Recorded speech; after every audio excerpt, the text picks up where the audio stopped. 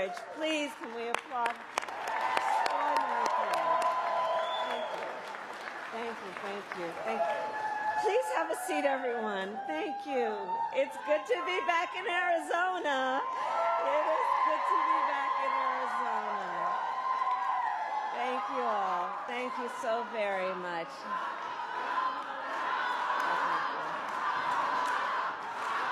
Thank you. Thank you. Thank you. Thank you. Thank you. Thank you. Thank you. I appreciate it. Thank you so very much.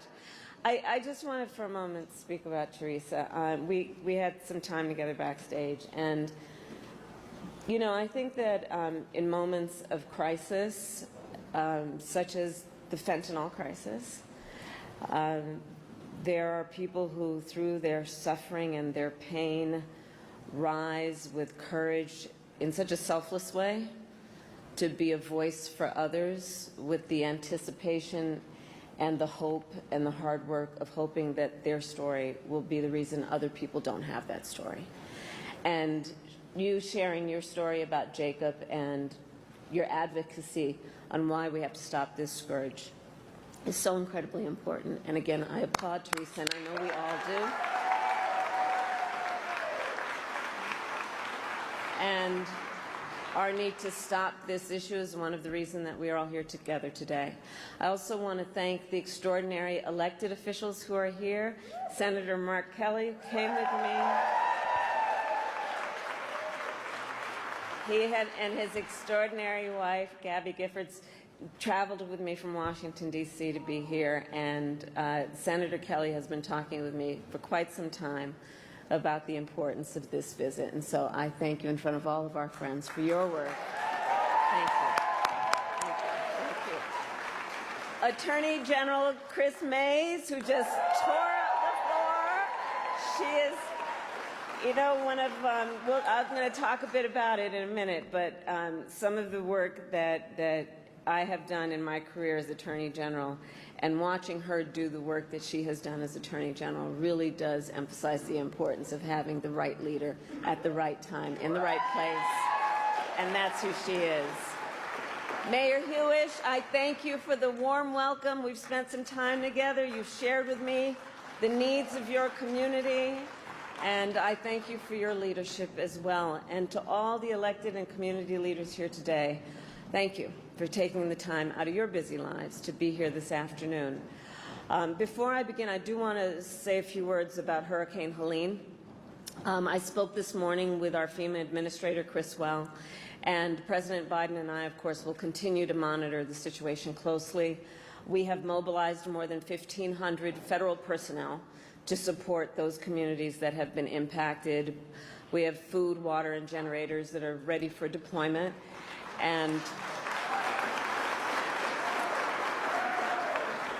we are working to restore power for millions of people who currently are experiencing outages. And I just want to stress, and for the press that is here, to those who are watching, the storm continues to be dangerous and deadly, and lives have been lost, and the risk of flooding still remains high. So I continue to urge everyone to please continue to follow guidance from your local officials until we get past this moment. So thank you all. And now I'll speak about, in particular, the people who are here today and why we are gathered here together today. So Arizona, I think you all know, and this is why you are here, there are consequential issues at stake in this election. And one is the security of our border. The United States is a sovereign nation, and I believe we have a duty to set rules at our border and to enforce them. And I take that responsibility very seriously. We are also a nation of immigrants. The United States has been enriched by generations of people who have come from every corner of the world to contribute to our country and to become part of the American story. And so we must reform our immigration system to ensure that it works in an orderly way, that it is humane, and that it makes our country stronger.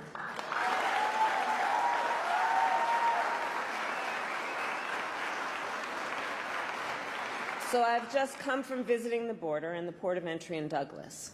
I spoke with dedicated agents from Border Patrol and Customs officers who every day see the overflow of commercial traffic through the port.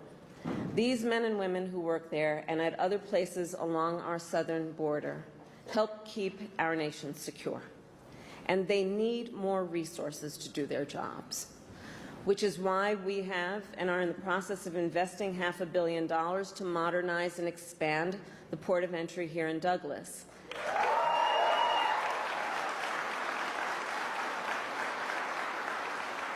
And why last December I helped raise the rate of overtime pay for border agents, and also why I strongly supported the comprehensive border security bill. Written last year, as you know, by a bipartisan group of senators, including one of the most conservative members of the United States Congress. That bill would have hired 1,500 more border agents and officers. It would have paid for 100 inspection machines to detect fentanyl that is killing tens of thousands of Americans every year. It would have allowed us to more quickly and effectively remove those who come here illegally, and it would have increased the number of immigration judges and asylum officers. It was the strongest border security bill we have seen in decades. It was endorsed by the Border Patrol Union, and it should be in effect today, producing results in real time right now for our country.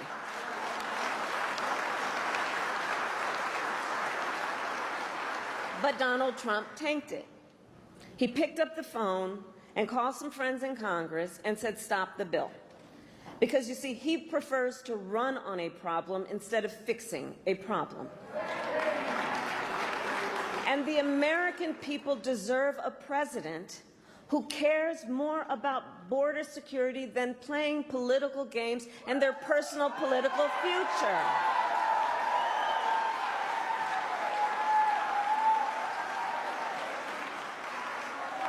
And so even though Donald Trump tried to sabotage the border security bill, it is my pledge to you that as President of the United States, I will bring it back up and proudly sign it into law.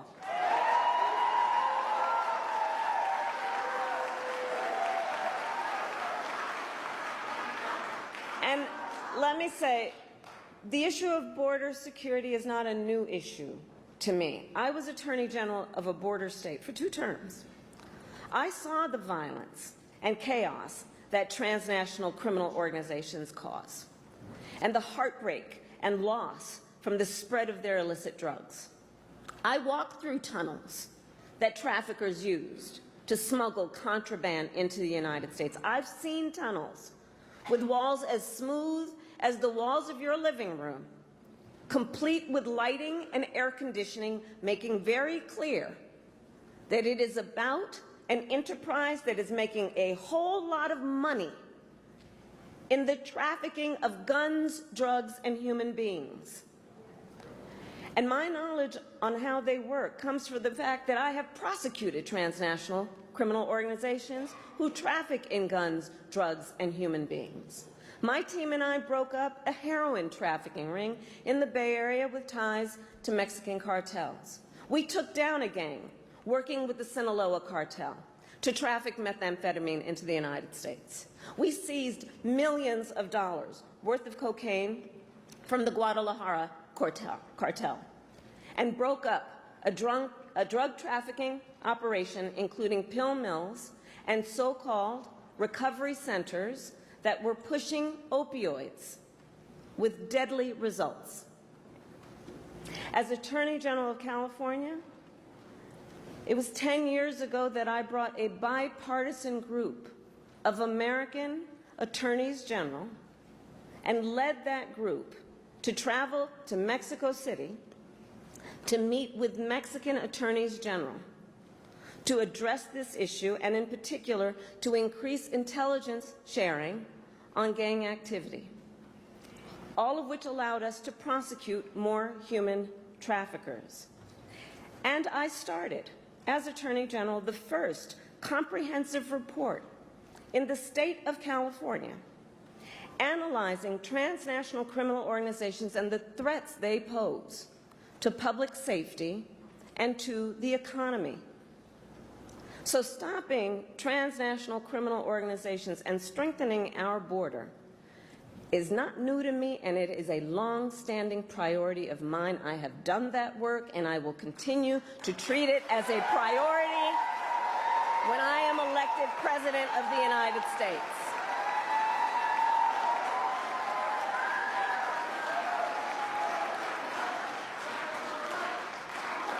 And it is my pledge to you, understanding how solutions get formed, that I will reach across the aisle and I will embrace common sense approaches and new technologies to get the job done.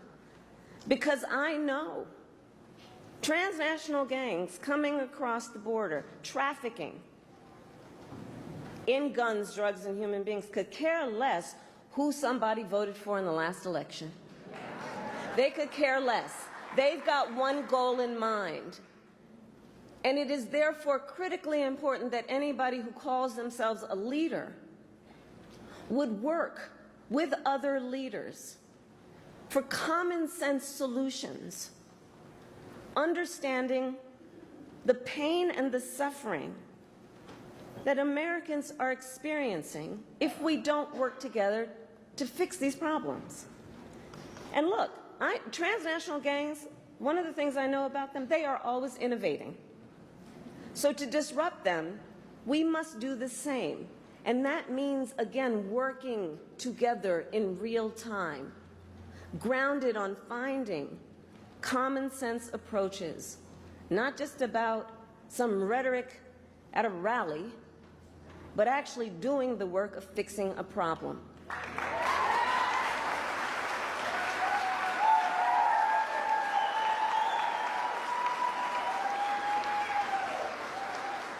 And as President, I won't only bring back the border security bill that Donald Trump tanked. I will do more to secure our border.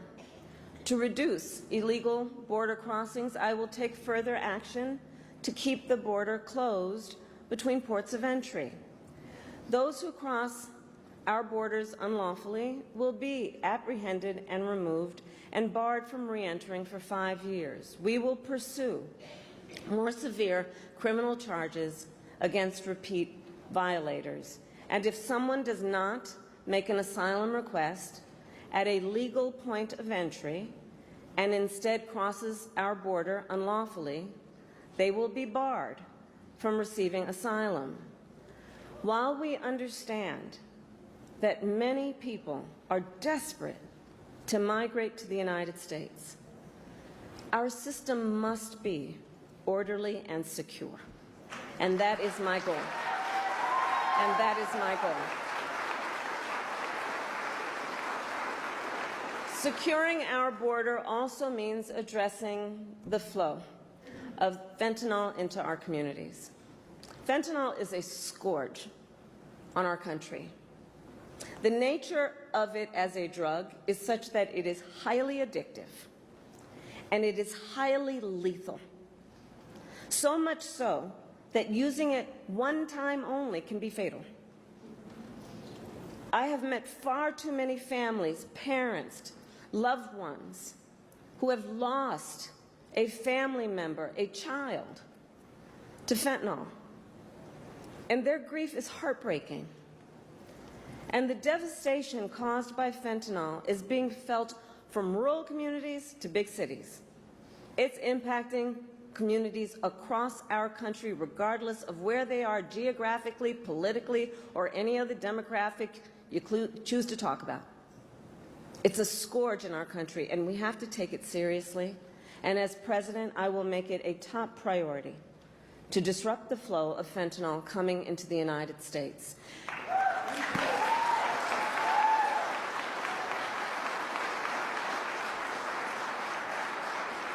And I know everyone here understands that most of the fentanyl in America comes from 2 cartels based in Mexico. Most often, they are smuggling it through vehicles at legal ports of entry like the one I visited today.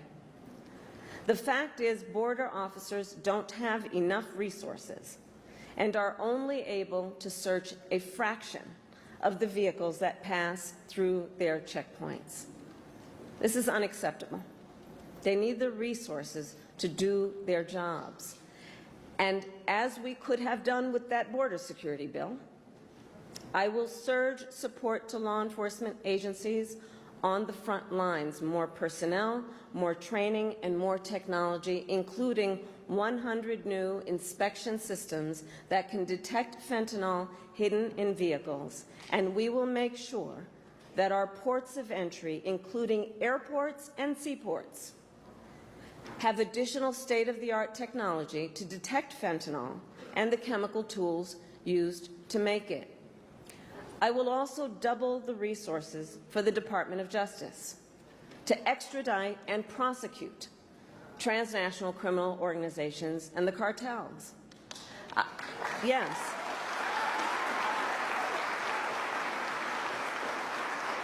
I will ensure that we target the entire global fentanyl supply chain because we must materially and sustainably disrupt the flow of illicit fentanyl coming into our country.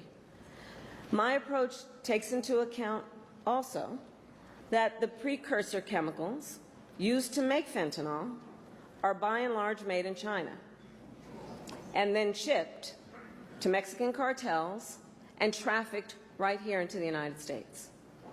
Our administration demanded that China crack down on the companies that make those chemicals, and it has started to happen. But they need to do more. And as President, I will hold them to their commitment to significantly reduce the flow of precursor chemicals coming from China.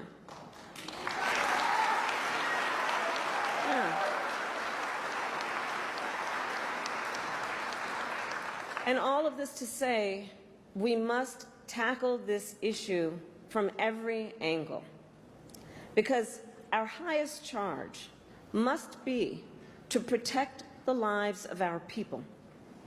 It must be to understand the pain and to have the courage to know that solutions are at hand if we focus on fixing a problem instead of running on a problem.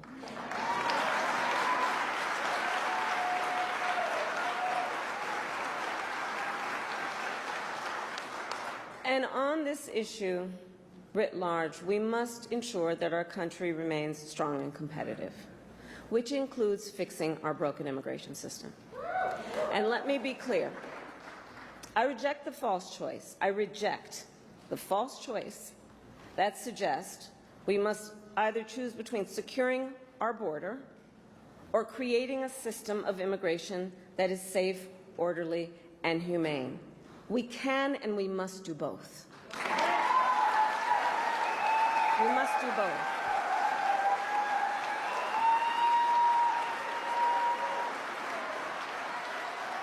And we need clear legal pathways for people seeking to come into our country. And we must make our current system work better. For example, it can take years for asylum claims to be decided. Well, this is a problem we can solve, including by hiring more asylum officers and expanding processing centers in people's home countries. And as President, I will work with Congress to create, at long last, a pathway to citizenship for hardworking immigrants who have been here for years. For years. And deserve to have a system that works. I also have in mind our dreamers. I have met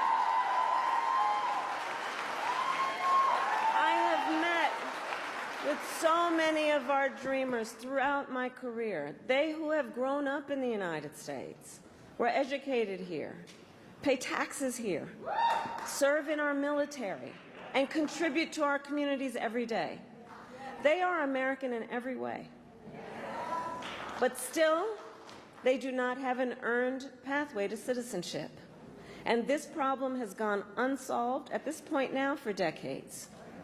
The same goes for farm workers, who ensure that we have food on our tables and who sustain our agricultural industry. And they too have been in legal limbo for years because politicians have refused to come together to fix our broken immigration system. Well, as president, I will put politics aside to fix our immigration system and find solutions to problems which have persisted for far too long.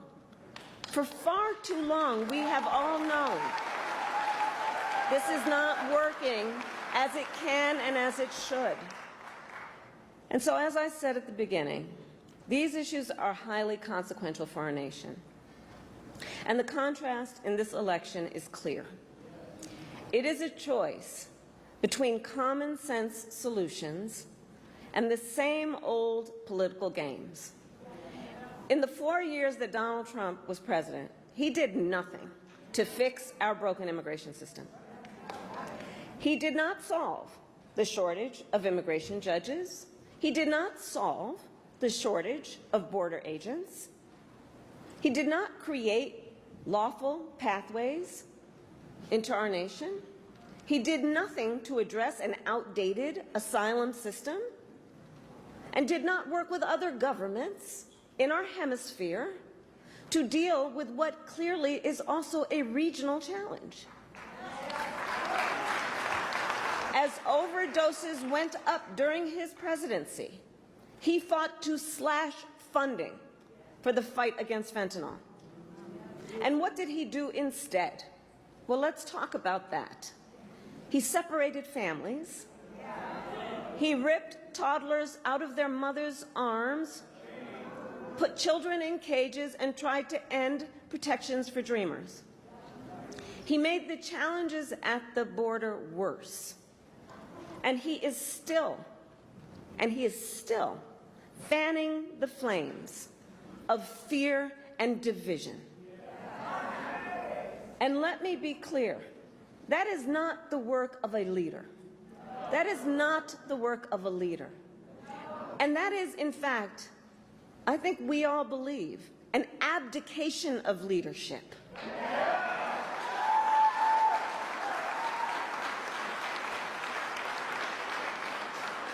And so, on behalf of all across our nation who want to see these problems solved, I say we cannot accept Donald Trump's failure to lead.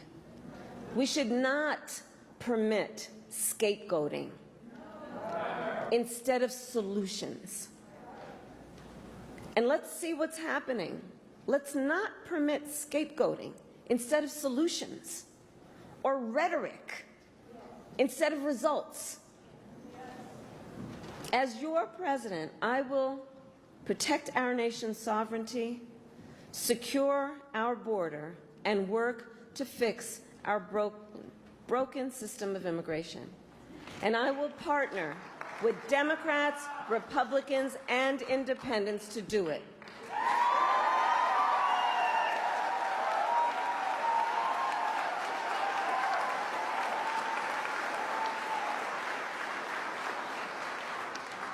Arizona, it is time for us to turn the page on the ugly battles that have characterized our politics.